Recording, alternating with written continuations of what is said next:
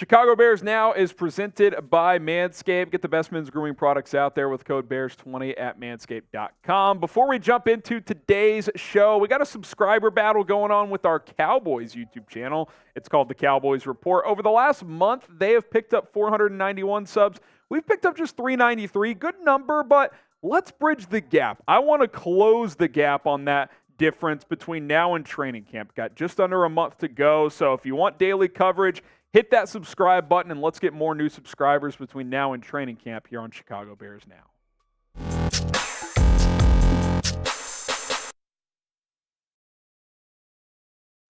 You're watching Chicago Bears Now. My name is Harrison Graham, and on today's show, we're going to take a look at 3 blockbuster trade targets before training camp. Now, full disclosure, these are blockbuster trade ideas, right? So, it's not like it's incredibly likely that these would go down, but some players that, have been connected to some trade buzz, and that would certainly help this football team. Let's get to the first one here. That is Chase Young, former college teammate of Justin Fields, arguably the biggest edge rusher that's been connected to trade rumors this offseason, although we will get to another one who has been as well. But Chase Young is a really interesting case study because we know the talent. We know the pedigree coming out of Ohio State being a number 2 overall pick.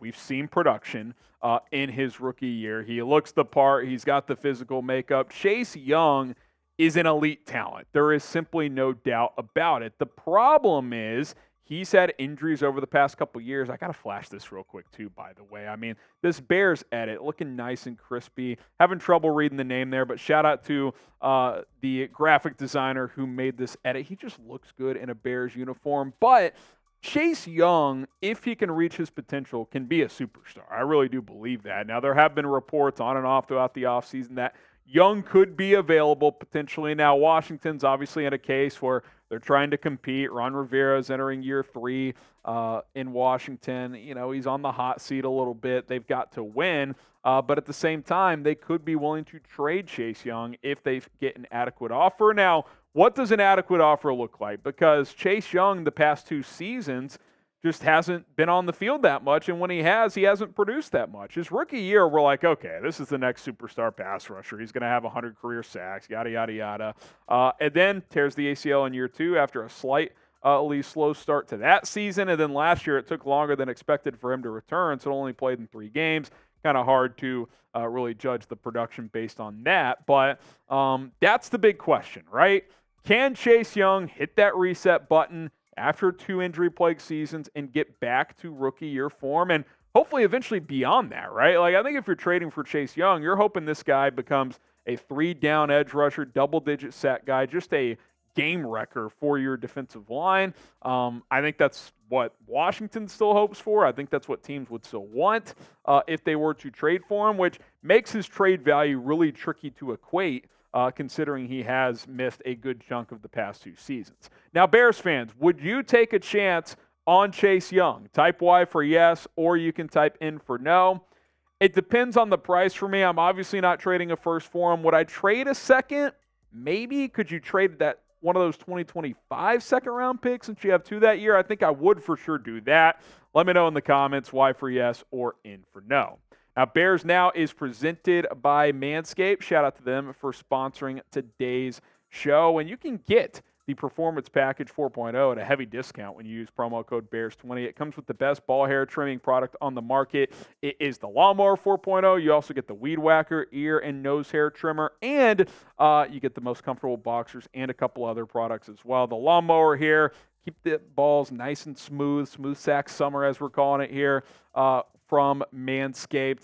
You get 4 adjustable guards on this thing, so if you want to leave a little bit of hair down there, you certainly can. It's water resistant. It's got a wireless charging station. Just a very handy tool to keep your male area, if you know what I'm saying, nice and groomed. Promo code BEARS20, manscaped.com.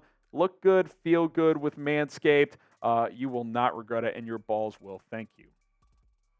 Okay, how about Montez Sweat, the teammate of Chase Young, who there was some loose trade chatter early in the offseason, but that's certainly been stifled. But he's also entering the final year of his rookie contract with Washington, and he's quietly been a pretty damn good player for the Commanders. He fits the size and weight combo you're looking for in a 4-3 defensive end. He's been productive for the most part. He's been durable. Now, he missed 7 games in his 3rd season, but beyond that, I think he's played in every game of his career. So in 4 seasons, missed 7 games all in 1 season. So that's pretty good overall for a player that is in the trenches. But Montez Sweat, he would instantly be your best pass rusher. I don't think there's any question about that whatsoever. The former first-round pick had his 5th-year option exercise last year. That is now taking place this year. And I think with him, it's very interesting because the Washington Commanders are going to have to make a call. They've already paid Jonathan Allen. They've already paid Daron Payne, 2 defensive tackles. Are they going to pay Chase Young and Montez Sweat after this year because both are set to be free agents? That seems unlikely to me. Now, I wouldn't rule it out. Anything can happen. But I think the more likely scenario is that they have to pick one, which means if they want to maximize value, trading the other one, whoever it is, makes the most sense, whether it's now or potentially in a midseason trade. Again, I mentioned Montez Sweat, what he's been able to do from a durability standpoint. Missed 7 games in 2021, but 7 sacks as a rookie, 9 his 2nd year, 5 in just 10 games in his 3rd year, so he probably would have had 8 or 9 there had he stayed healthy, had 8 again last year. He's not like a superstar, but he's just solid and productive. I mean, he's what I would call like a tier 2 pass rusher. He's not up there with the Nick Bosas of the world who are way up here in their own status, but he's in that 2nd tier, really good, can be a Pro Bowl caliber player, maybe not all pro, but he's definitely more proven than Chase Young. He's had 3 seasons like Chase Young had his rookie year, so you're projecting less. Maybe the ceiling's lower, but the consistency is certainly there. Now pick a commander. Who would you rather trade for? Type CY for Chase Young or MS for Montez Sweat. If I want more of a sure thing, I'm taking Montez Sweat. If I want to hit a home run, I'm typing CY for Chase Young. Let me know what you guys think.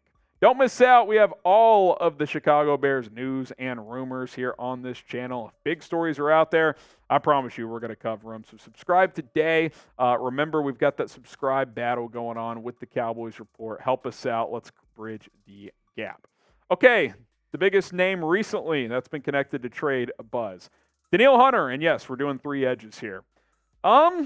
Listen, I know what you're going to say. Interdivision, had an injury a couple years ago, yada, yada, yada. And I get all that. It's all legitimate. But we've talked about this with Danielle Hunter before. Number one, he's a freaking stud, man. He's just a damn good football player. Easily the best rusher out of these 3 players at this point. Again, maybe Chase Young gets there, but he hasn't up to this point. Number 2, for those concerned about the interdivision trade, which, yeah, I mean, that's a legitimate point to bring up. Kwesi Adofo-Mensah, the Vikings GM, has made multiple interdivision trades, and he's been on the job for less than 2 years. He traded for TJ Hockenson. He made multiple draft trades with the Packers. Like, he's not scared, I should say, to trade with the team in the division. Now, he's not just going to give them over. It's probably going to cost a little bit more than, say, another team to get Danielle Hunter, but he would do it for a price tag that he deems fair, in my opinion. Now, again, going back to the pedigree, I mean, the guy's just a stud. 10.5 sacks last year, 6 the year before, but that was only in 7 games coming off that neck injury. I mean, he might have had 13, 14 had he played the whole season like he did in 2019 when he had 14.5. He's still young enough. Fastest player in NFL history to 50 career sacks. This guy's a game wrecker. You put him on this defensive line and you go with him and Walker off the edge, Green, Gibson, Robinson as potential rotation options, although keep an eye on Gibson. We'll talk about him in a second. And then you've got your revamped defensive tackle group with Billings on board now, drafting Dexter and Zach Pickens. You're feeling a lot better about that front 4. I thought Robert Schmitz, who's now working with the Bears blog, had an interesting note. He said, at the risk of being a takes man, it's wild how much a defensive end like Danielle Hunter would change this Bears team's trajectory. As things stand, they don't have a pass rush threat on 3rd down, requiring them to blitz. Add Hunter, you might add a full 2 wins the season, 7-9. So he's kind of just like saying, maybe they're a 7-1 team now with him. Maybe they're a 9-1 team. I don't know what their floor ceiling is right now. It's hard to say. But I do agree with the sentiment that an elite pass rusher changes the trajectory of this defense and therefore this team, because I think the back seven for this defense could be pretty damn good. Linebacker core is excellent on paper. Secondary has a lot of potential.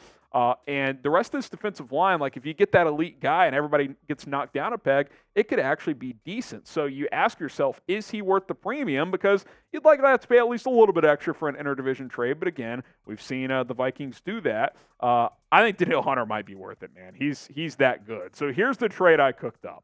A second-round pick next year, a fourth-round pick next year, and I'm going to throw Minnesota Trevis Gipson. I think Gibson's a little better than Dominique Robinson right now, but I've got 3 more years of rookie contract control for Dom Rob just this year for Trevis Gipson. So I'll send Gibson to Minnesota. That's where the premium comes in because the reports have been they want a second-round pick plus more. So second, fourth, I'll throw Gibson in as well for Danielle Hunter. Would you do this trade? Type B for the Bears, type V for the Vikings? I think I would. I absolutely think I would. I don't think Trevis Gipson, I tell people this all the time, especially in basketball, but it could apply in football too. Don't get obsessed with role players. If you can get a star, you absolutely do it if the price is reasonable enough. B for Bears, V for Vikings. Let me know who wins this trade.